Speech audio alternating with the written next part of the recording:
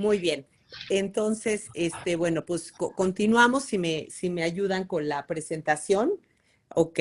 Bueno, pues agradezco muchísimo la oportunidad de poder estar con ustedes y además, bueno, pues ahora ya desde afuera con otras responsabilidades, ya no desde la Comisión Nacional de los Derechos Humanos, un poco platicar en relación con directrices que se tendrían que tener en cuenta para la atención de personas privadas de la libertad que viven con VIH. Bueno, algunos datos de manera general es que se estima que hay aproximadamente 11 millones de personas en prisión. Los centros penitenciarios y otros lugares de reclusión, por sus propias características, tienen una alta prevalencia para la existencia de infecciones por VIH, hepatitis B y C y tuberculosis. Y las personas recluidas en centros penitenciarios tienen 7.2 veces más probabilidades de vivir con VIH que la población general adulta. La siguiente, por favor. A nivel global, el promedio es 4.2 de las personas recluidas en centros penitenciarios viven con VIH, según datos recientes de ONU-SIDA. Aunque hay datos muy limitados, se cree que aproximadamente el 15.1 del total de la población penitenciaria vive con hepatitis C, el 4.8 con hepatitis B crónica y el 2.8 con tuberculosis activa. También, como siempre vemos, pues cuando se hace la consideración entre hombres y mujeres que viven con VIH, perdón, hombres y mujeres, en el caso de las mujeres recluidas en centros penitenciarios, estas tienen 5 veces más probabilidades que el resto de las mujeres de vivir con VIH. La siguiente. Ahora, vámonos de manera general a los derechos de las personas que viven con VIH-Sida. Podríamos pensar que tienen derechos particulares, así es, tienen en general, conservan los mismos derechos que cualquier persona que se encuentra en reclusión. Sin embargo, por las propias características o condición de vivir con VIH o SIDA, las personas recluidas tienen, digamos, condiciones muy particulares que deben de ser consideradas al momento de la reclusión. Insisto, conservan los mismos derechos que el resto y pues, únicamente en temas sanitarios, por ejemplo, en cuanto al derecho a la salud, a la intimidad, a la no discriminación y a no ser objeto de violencia, estos son, digamos, como derechos muy, muy en particular que tendrían que ser considerados. A la salud, pues obviamente porque la propia condición de vivir con VIH le deriva pues un seguimiento muy particular como tendría que ser la vinculación del propio centro penitenciario con las autoridades de Capacits para poder estar dando el seguimiento continuo de las condiciones de salud, la entrega de los medicamentos antirretrovirales, todo. Y ustedes saben, en los centros federales, pues que tienen que llevar un seguimiento muy, muy puntual para dar las condiciones óptimas y pues se pueda preservar la salud y la vida. El derecho a la intimidad, porque esta es una condición que no tiene que ser de carácter público. Obviamente la persona que vive con VIH si considera o decide hablarlo, pues es una decisión personal, pero la autoridad debe resguardar la condición serológica de la persona en prisión, debe resguardar el expediente con todas las condiciones y las características que exige también la norma oficial para este tipo de condiciones y poder que esta condición de vida no sea una situación que le derive en un acto de discriminación o de violencia. Entonces, eso es súper, súper importante que se deba de garantizar. En esta parte, pues los estados tienen la obligación de garantizar medidas de prevención y tratamiento médico en las mismas condiciones que se garantiza para el resto de las personas que están en reclusión, pero se tienen que cumplir las necesidades específicas en los diferentes grupos de población.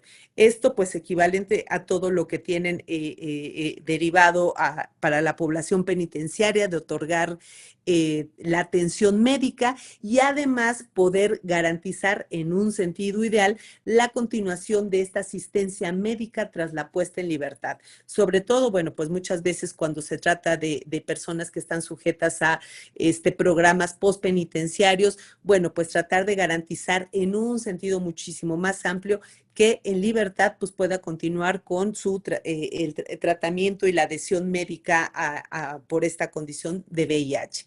La siguiente, por favor.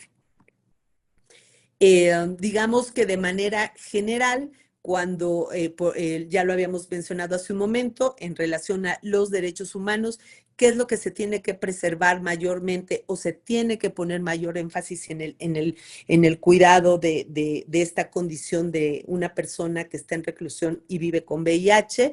Pues garantizar al máximo su derecho a la vida, a la dignidad, a la no discriminación y el derecho a la privacidad y a la confidencialidad. La siguiente.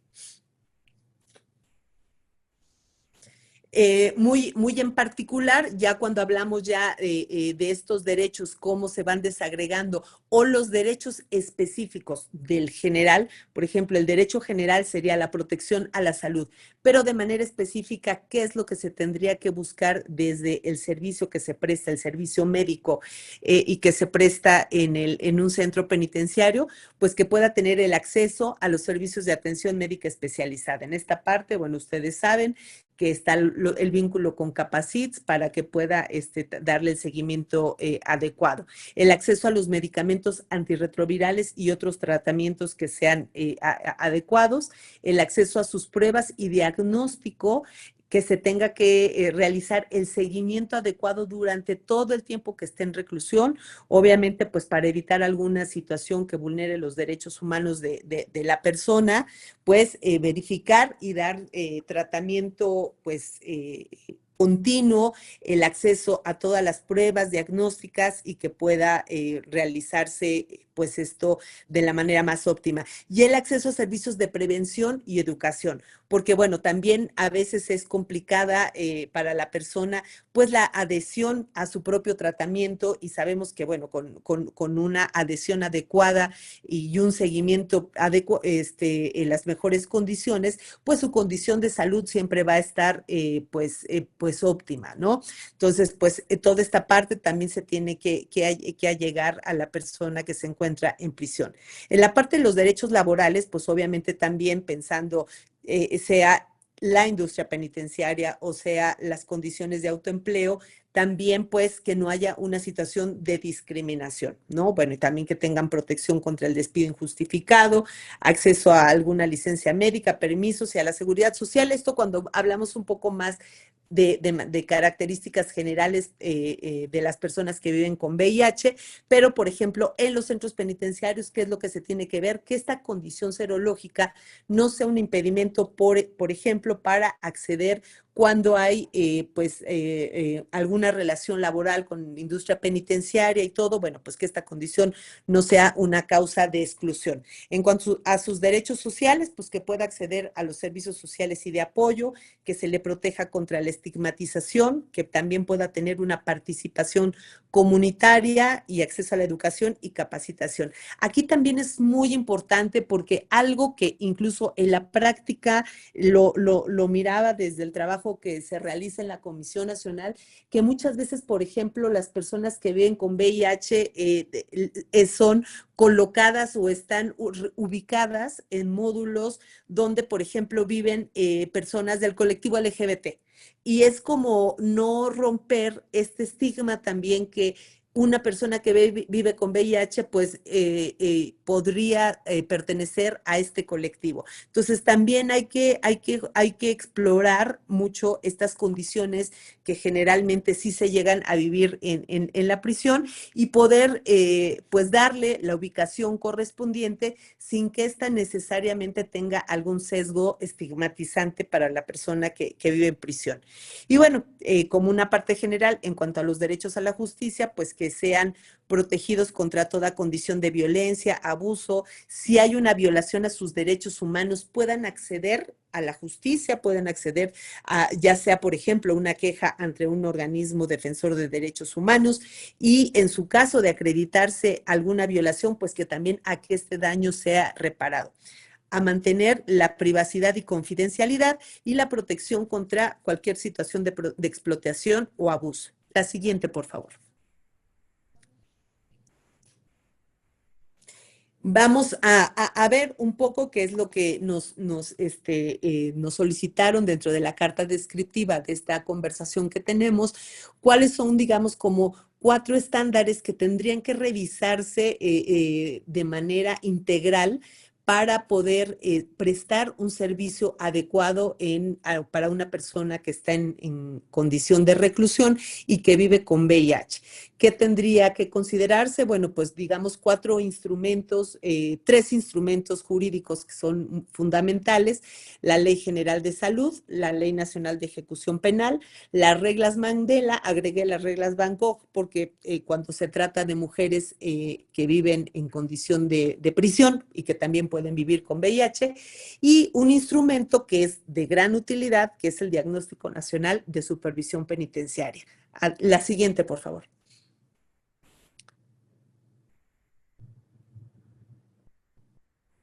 En cuanto a la Ley General de Salud, ¿qué prevé esta normatividad? Por ejemplo, derechos y protección. Las personas que viven con VIH en prisión tienen derecho a gozar del más alto nivel posible de salud, servicios de atención médica. La ley busca proteger que estos derechos se garanticen, pero además que puedan estos vivirse de manera digna y respetuosa. En cuanto a la atención médica, el propio reglamento de la Ley General de Salud establece que se debe prestar toda la atención médica especializada a las personas que viven con VIH en prisión, y esto evidentemente incluye el acceso a medicamentos antirretrovirales o cualquier otro tratamiento. En cuanto a la prevención y la educación, también enfatiza la importancia de que se pueda prevenir y educar sobre esta condición en prisión, que haya la distribución de materiales informativos, capacitación del personal penitenciario, como lo que estamos teniendo el día de hoy, y la promoción de prácticas seguras. Por ejemplo, no podemos obviar el considerar que al interior de las prisiones, pues aún que sea pues una prisión de varones o sea una prisión de mujeres, no podemos obviar que no haya prácticas sexuales entre las propias personas privadas de la libertad. Entonces, sí es importante, por ejemplo, el acceso, por primero, pues la capacitación y sensibilización sobre prácticas de contacto sexual seguro, y que, por ejemplo, se pueda pues proporcionar, pues, por ejemplo, en el caso de los varones, el uso de condón para que, bueno, pues estas prácticas se conviertan en seguras. No podríamos pensar esto no pasa en las prisiones porque sabemos que es una condición que generalmente podría darse. Y en cuanto a la no discriminación, la propia ley también señala que está prohibida hacia las personas que viven con VIH y SIDA en la prisión, y que todos los servicios de atención médica deben de ser proporcionados sin ninguna distinción. La siguiente, por favor. Entonces, de manera general, la Ley General de Salud establece un marco para garantizar la atención integral y respetuosa de las personas con VIH y SIDA en prisión, protegiendo sus derechos humanos y promoviendo su salud y bienestar. La siguiente. En cuanto a la Ley Nacional de Ejecución Penal, bueno, pues sabemos que esta ley nos establece cuáles son las normas que deben observarse durante el internamiento por prisión preventiva en la ejecución de las penas y medidas de seguridad impuestas como consecuencia de una resolución judicial. También establece los procedimientos para resolver las controversias con motivo de la ejecución penal y regula los medios para lograr una adecuada reinserción social. La siguiente.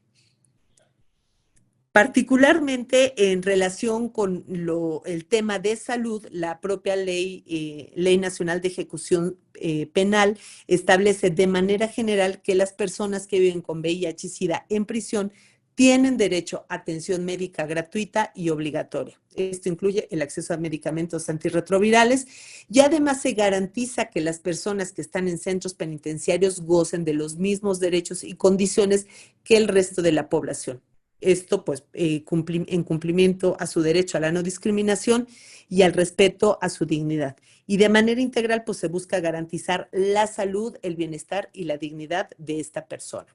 De manera específica, ¿qué tendría que señalarse, a observar y que establece la ley nacional? La atención médica especializada y gratuita, la no discriminación como un principio rector. Esto recordemos que casi todas las leyes establecen inicialmente como un derecho llave que se proporcione, se respete todas las condiciones de vida más de las personas que están en prisión bajo características de no discriminación. Y el respeto a su dignidad, que sean tratadas con dignidad y de manera respetuosa por parte del personal penitenciario. La siguiente.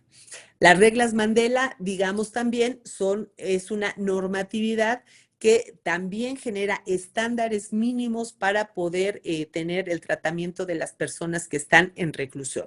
También lo podemos considerar como pues directrices de observancia muy importante para poder pues garantizar de manera adecuada el respeto de los derechos humanos de las personas. Recordemos que a partir de la reforma constitucional de 2011 se establece en el artículo primero que todas las autoridades, todas absolutamente administrativas, del poder judicial, del poder legislativo, todas las autoridades están obligadas a respetar y promover los derechos humanos de las personas. Entonces, regla fundamental que se tiene que hacer, bueno, la protección contra toda forma de discriminación. Aquí las reglas Mandela enfatizan muchísimo la importancia de proteger a las personas privadas de la libertad contra cualquier situación de discriminación y estigma, el acceso a la atención médica y especializada y los medicamentos de manera gratuita, que se garantice la confidencialidad del estado serológico, expediente, tratamiento, condición de salud y que no se exponga a riesgos innecesarios y algo fundamental, el no aislamiento. Las reglas Mandela establecen también que las personas que viven con VIH y SIDA no deben de ser aisladas de otras personas privadas de la libertad si no existiera una justificación médica sólida, ¿no? Entonces, estas son condiciones fundamentales que deben de observarse y si se dan cuenta, digamos, medianamente viene una situación armónica en estas características desde la Ley General de Salud, desde la Ley Nacional de Ejecución Penal y de las reglas Mandela, las reglas Van Gogh en particular para las mujeres, pero digamos es muy sistemática. ¿Qué es lo que se tiene que garantizar de manera muy particular para las personas privadas de la libertad que viven con esta condición serológica? El garantizar que no vivan una situación de discriminación, que se respete su dignidad humana, que accedan a la atención médica especializada. Obviamente, esta condición deriva pues para tener una atención no de carácter general. A veces conocemos que al interior de los centros penitenciarios, y esto es de todos los centros, no solamente del sistema federal, sino también de los estatales y de los militares, sabemos que, digamos, un punto importantísimo como área de oportunidad a abordar es la atención médica, la falta de personal médico, a veces pues la falta de medicamento o la falta pues hasta de los agentes de seguridad para hacer los traslados de los dormitorios a las áreas médicas, pues muestran deficiencias para poder respetar de manera pues integral los derechos. Entonces, bueno, pues debemos de considerar como un deber reforzado en el caso de las personas que viven bajo esta condición serológica, el establecer todos los mecanismos que sean necesarios para pues, poder garantizar de manera amplia los derechos humanos. La que sigue, por favor. En el particular, pues las reglas Van Gogh, hablando más del enfoque hacia las mujeres, me pareció importante, aunque esta charla está más relacionada con el Ceferezo 12, pero me pareció importante, pues porque sabemos que a veces hay también cambios hacia los centros, hacia el centro femenil, entonces me pareció también importante incorporar qué pasa con las condiciones de las mujeres que viven también con VIH. Entonces, las reglas Van Gogh, al igual que las reglas Mandela, pues son un conjunto de estándares internacionales que están en este particular centrado en las condiciones de las mujeres que están en prisión para poder tomar y atender las necesidades especiales. De alguna manera ayudan o coadyuvan para que quienes realizan política pública, legisladores, los operadores del sistema de justicia penal y el personal penitenciario, cómo deban abordar estas condiciones, particularmente para las mujeres que vivan con VIH en una prisión. La siguiente, por favor. En estas reglas, de manera general, pues igual que en el caso de los varones, pues establece que se debe dar la atención a la salud, pero particularmente en el carácter de las mujeres o, por ejemplo, las mujeres que puedan estar en condición de embarazo, cómo evitar que haya esta transmisión de VIH en el caso de la mujer al momento del parto. De manera general, en las reglas Van Gogh se establece que los temas de salud vinculados a la mujer se tiene que hacer, por ejemplo, el reconocimiento médico al ingresar una mujer a prisión. Debe estar esta atención orientada expresamente a las características propias de la mujer, a garantizar su salud mental, al tratamiento por el uso de drogas, la prevención del suicidio, lesiones autoinfligidas y servicios de atención preventiva a la salud. Pero particularmente las reglas Van Gogh en la regla 14 habla sobre la prevención y tratamiento y apoyo para las mujeres en relación con el VIH. Entonces, aquí esta regla nos señala que al preparar una respuesta ante el VIH-Sida en las instituciones penitenciarias, los programas y servicios deberán orientarse a las necesidades propias de las mujeres, incluida la prevención y transmisión de madre a hijo. En este contexto, las autoridades penitenciarias deben alentar y apoyar la elaboración de iniciativas, tratamiento y atención del VIH, así como la educación por homólogos. Entonces, estas son, digamos, las condiciones en particular para, bueno, ahora ya vamos a adentrarnos específicamente. Les decía que un instrumento importante a considerar es el Diagnóstico Nacional de Supervisión Penitenciaria. Este instrumento, como ustedes saben, lo realiza la Comisión Nacional de Derechos Humanos, está establecido en el artículo 6 de la ley como una atribución de realizar año con año una supervisión penitenciaria y emitir anualmente un diagnóstico que nos vaya dando cuenta de las condiciones de mejora o áreas de oportunidad que se van generando dentro de los centros penitenciarios de los sistemas federal, estatal y militar, y cuáles son las condiciones generales que hay. El diagnóstico nacional tiene 5 rubros específicos que señalan que se supervisan a través de este diagnóstico, pero aquí en particular nos vamos a referir, bueno, esos 5 rubros ya estoy segura que ustedes los conocen y están en constante lectura y conocimiento de las acciones que ahí se establecen, pero aquí nos vamos a ir particularmente a los indicadores que dentro del diagnóstico tienen que ver con centros penitenciarios y población que vive con VIH o SIDA. La siguiente. Ok, bueno. En este particular, el propio diagnóstico tiene 6 grupos de acciones que se revisan al momento de la realización del diagnóstico nacional. Primero, ¿en dónde hacemos esta mirada o esta observación? En 2 aspectos importantes. Los aspectos que tienen que ver con lo laboral, lo educativo y lo deportivo, y se realizan a través de los instrumentos, pues en los distintos espacios y en el acceso hacia aulas, talleres, instalaciones deportivas, visita familiar o visita íntima. Pero ¿cuáles son estos 6 rubros que se revisan? Primero, el acceso a los servicios del centro penitenciario en igualdad de condiciones. Lo que veíamos en los otros indicadores que garantice con esto la no discriminación, puedan acceder a todos los espacios. Segunda, que haya un registro adecuado, que haya una ubicación adecuada por motivos de salud, programas de detección voluntaria del VIH, ya ven que pues a veces se realizan campañas anuales para poder realizar prácticas y detectar la condición de VIH, que exista la atención médica y el acceso en igualdad de condiciones a las instalaciones del centro penitenciario.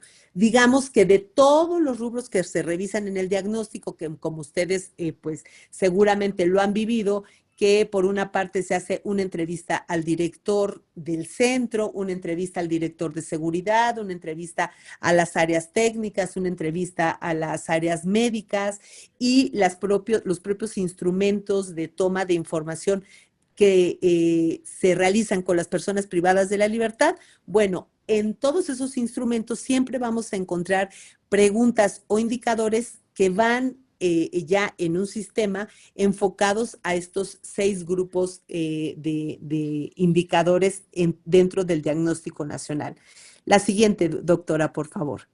Y en muy particular, ¿qué es los puntos muy específicos dentro de esos 6 grupos? Se revisan estos que aquí tenemos señalados. La atención y tratamiento médico a personas privadas de la libertad que viven con esta condición serológica, el acceso a exámenes médicos, exámenes de laboratorio, a medicamento, particularmente los antirretrovirales, a campañas preventivas de VIH y SIDA, a que haya información confidencial sobre las personas que viven con esta condición serológica, al acceso a la igualdad de condiciones a las actividades en el centro, a que si sean en algún momento la persona, esto lo tenemos de los instrumentos de preguntas específicamente con las PPL, que si ha vivido en algún momento condición de separación del resto de la población por esta condición específica, a no vivir discriminación por parte de otras personas privadas de la libertad, porque bueno, a veces no necesariamente una condición de esta naturaleza se deriva del trato de la autoridad hacia la persona privada de la libertad, sino muchas veces también esta condición serológica puede llegar a ser objeto de discriminación por parte de otras personas privadas de la libertad. Por eso ahí radica la importancia de estas campañas preventivas y de sensibilización de VIH para que, bueno, pues tenerlo hoy en día muy claro que es una condición de vida de la persona y que por estas características no debe vivir ninguna situación de discriminación, violencia, estigmatización, aislamiento, ni nada por el estilo. Y otra condición también que muchas veces pasa, sobre todo en la experiencia, en algunos casos ha sido en centros penitenciarios estatales, si la persona privada de la libertad ha tenido que pagar por su tratamiento, por acceder al tratamiento, a la realización de exámenes médicos o la entrega propiamente del medicamento antirretroviral. La siguiente, doctora, por favor. En este particular les voy a comentar rápidamente sobre 5 recomendaciones que entre 2020 y 2024 la Comisión Nacional emitió relacionado con personas que viven en esta condición. La recomendación 30/2021 es de una persona de origen peruano que estaba vivía en el Centro Federal 17, en Buenavista, Tomatlán, Michoacán, y por, digamos, no tener una atención médica oportuna, adecuada, falleció. Y bueno, pues de todas estas condiciones se dan cuenta en esta recomendación y pues esta la pueden consultar en el propio portal de la Comisión Nacional. Posteriormente, la recomendación 100/2021, esta estuvo relacionada con un centro penitenciario estatal, particularmente en Mexicali, Baja California, y dentro de toda la investigación que realizamos para la emisión de esta recomendación, también pudimos obtener como hallazgos que la autoridad penitenciaria primero nos dice que sí contaba con población que vive con VIH, que eran 11 hombres y 2 mujeres, y que no existía un programa para la población en general sobre la detección voluntaria de VIH. Entonces, esta condición, como fue una recomendación muy, muy amplia sobre un montón de irregularidades localizadas en este centro penitenciario, pero también quisimos dar un enfoque para los grupos de atención prioritaria. En este particular, por esta condición, pudimos observar que no había este tipo de programas y parte de la recomendación fue la solicitud e incorporación de este tipo de un programa específico. La siguiente, por favor. Estas dos recomendaciones, la 24 y la 48, que están, digamos, relacionadas entre sí.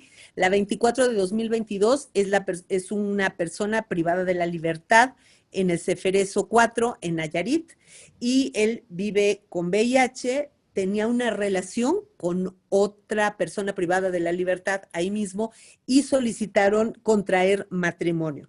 El Centro Federal facilitó absolutamente todo el procedimiento para que estos dos PPLs pudieran contraer matrimonio al interior del Centro Federal.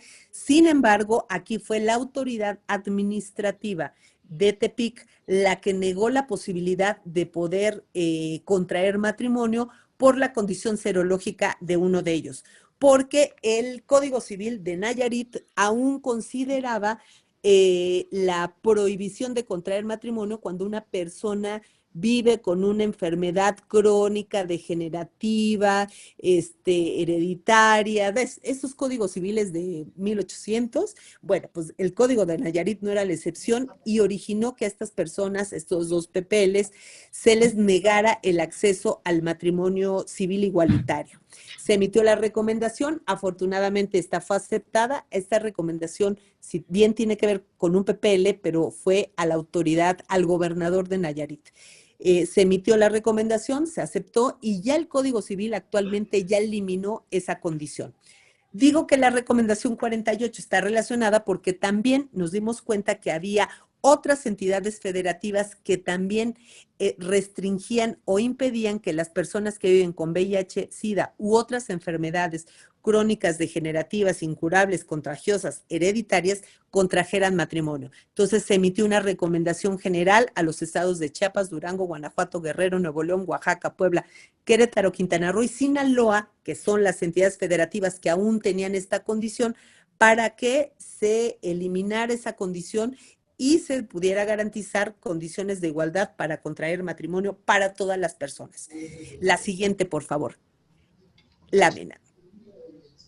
Y la recomendación 135, que en este particular estuvo relacionada con el Ceferezo número 12, por violación a los derechos humanos, a la protección y a la salud y a la vida en agravio de una víctima, quien vivía con VIH y se encontraba privado de la libertad en ese centro penitenciario.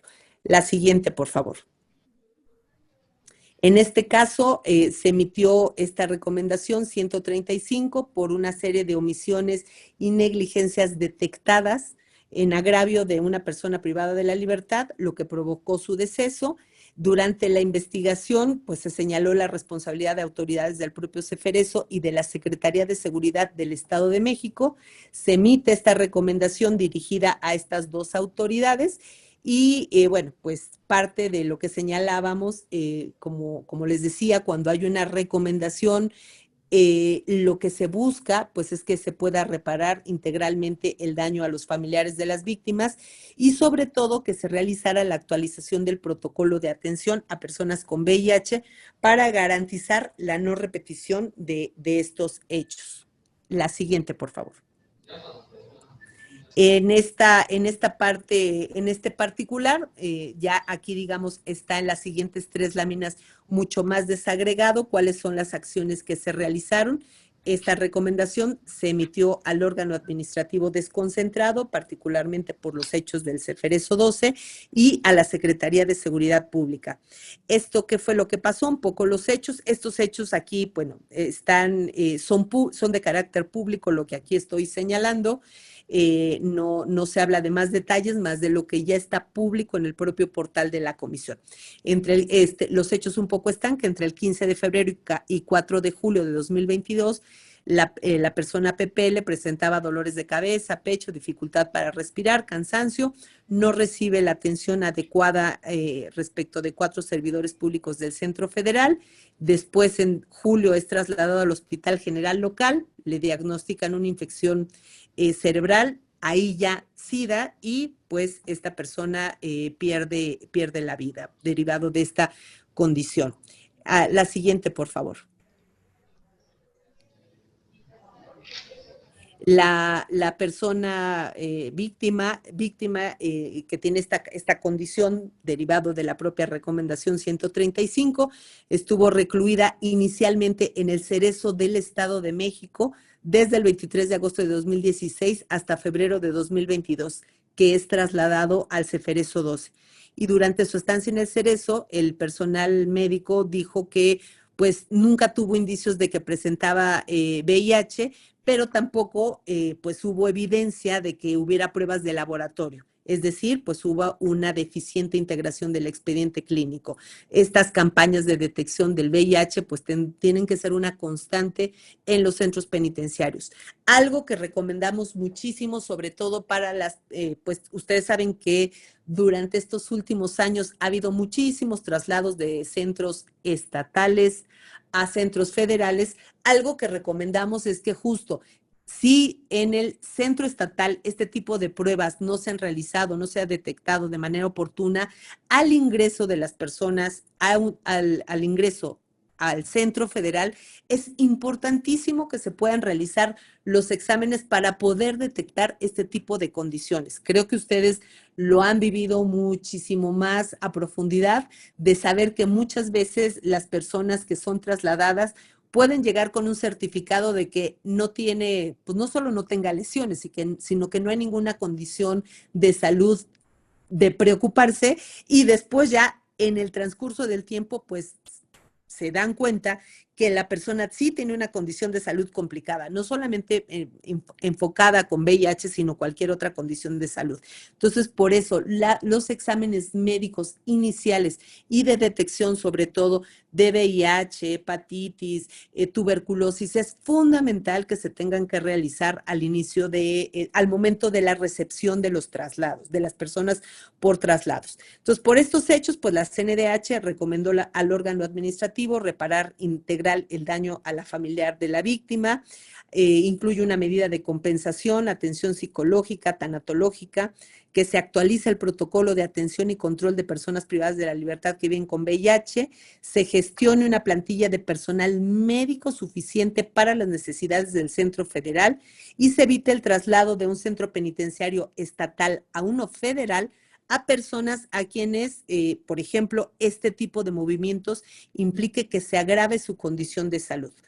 Desafortunadamente, pues en los últimos años que estuvimos viendo toda esta serie de traslados, sí localizamos muchos casos de personas con condiciones de salud compleja que pues el propio centro estatal hasta parecía que lo hacía con esa intención. Si yo no le puedo continuar dando la atención, pues mejor en un centro federal, y ahora sí, allá que pues que continúen con este tema. Entonces es muy importante, ustedes lo saben, en la parte práctica, la detección oportuna pues de una condición adecuada de salud, ¿no? Y bueno, pues esta condición justo de los traslados de situación de personas que tienen algún padecimiento médico, pues se considere para evitar este tipo como un caso como este que pasó de la recomendación 135, y que la detección temprana de acciones pues previene que estas se puedan desarrollar en faltas graves, ¿no?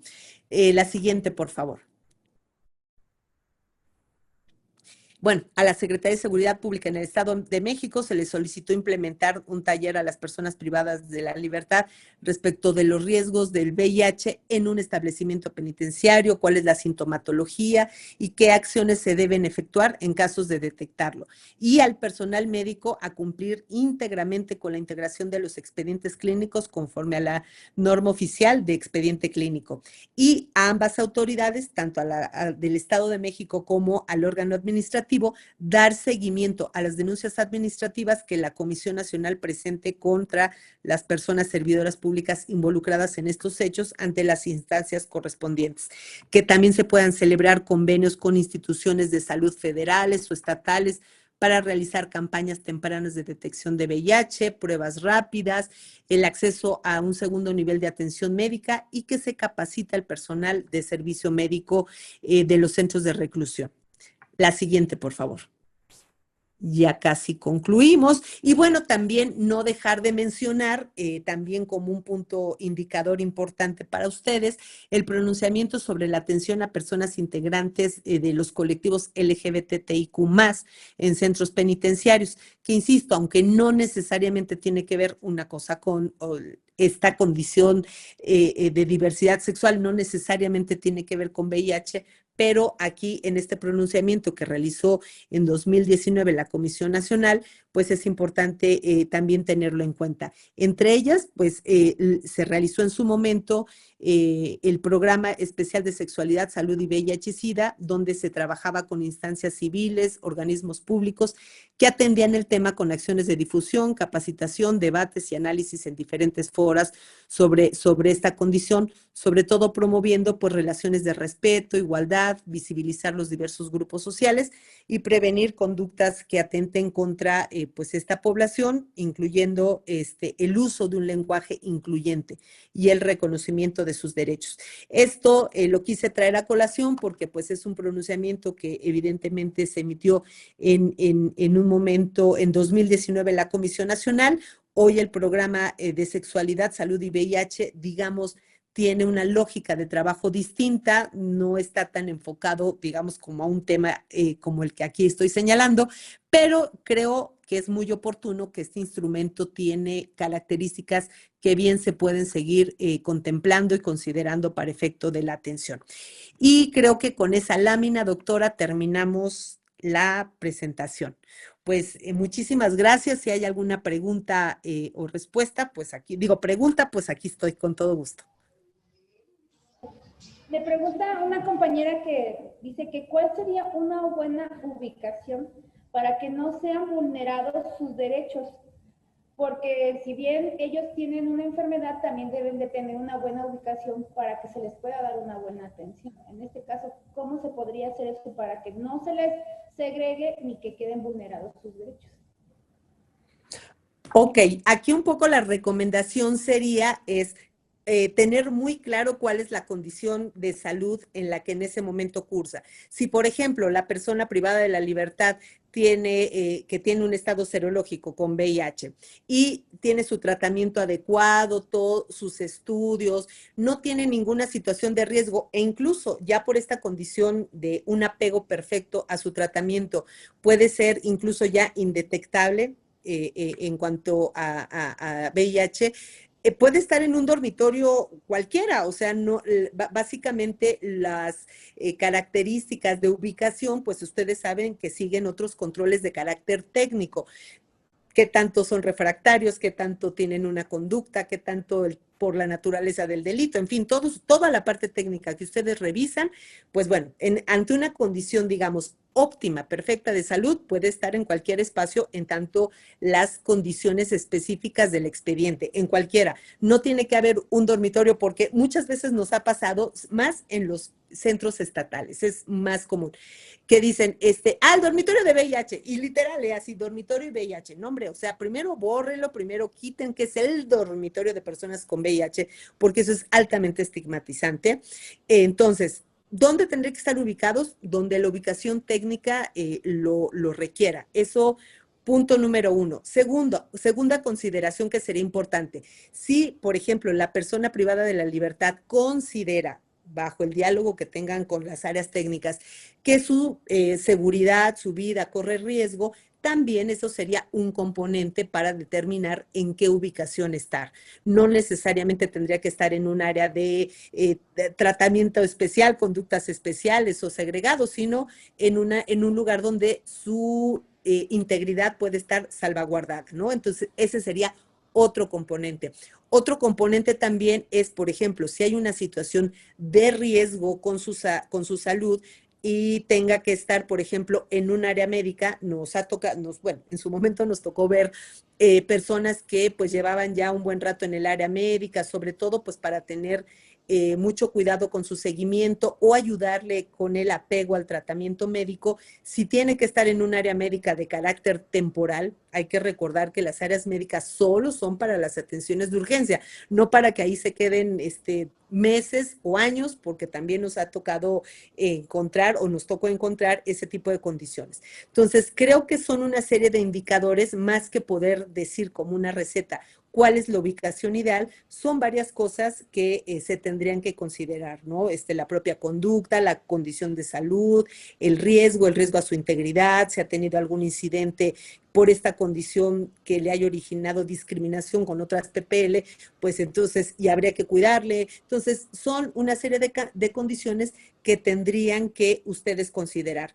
No tener, digamos, la preocupación de que por esta condición deban estar en un lugar todos y todas, o bueno, todas las mujeres o todos los hombres en un dormitorio en particular. No, puede estar en cualquier lugar, porque por eso también es importante fortalecer la parte de la capacitación, prevención, sensibilización con la población penitenciaria, con los propios operadores del sistema penitenciario y pues con la propia persona privada de la libertad, también con un tema de autocuidado, de pues prevenir riesgos, lo que les decía, sobre todo prácticas sexuales que pueden conllevar un riesgo, que eso, por más que digamos, no pasa, no, pues sí pasa. Siempre hay un rinconcito donde las cámaras no llegan y puede haber una situación que pueda colocar en riesgo a la población. Entonces, eso hay que trabajarlo mucho en la parte de la capacitación, sensibilización de manera integral.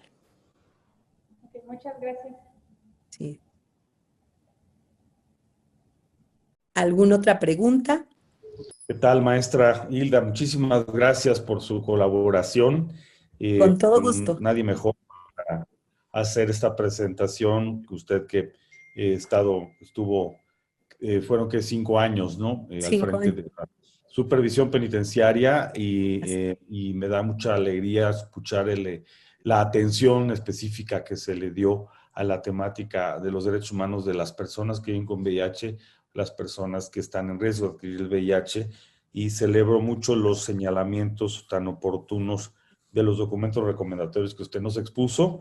De manera particular, pues también aquí a nuestras colegas del sistema penitenciario, pues les debe dar muchísimo interés que también hizo mención justamente de la recomendación 115 de 2024, cuyo cumplimiento puntual por parte de la autoridad, pues forma parte de esta capacitación. Muchísimas gracias y nos da muchísimo gusto contar con usted. Le mando un abrazo. Muchísimas gracias, estimador. Gracias.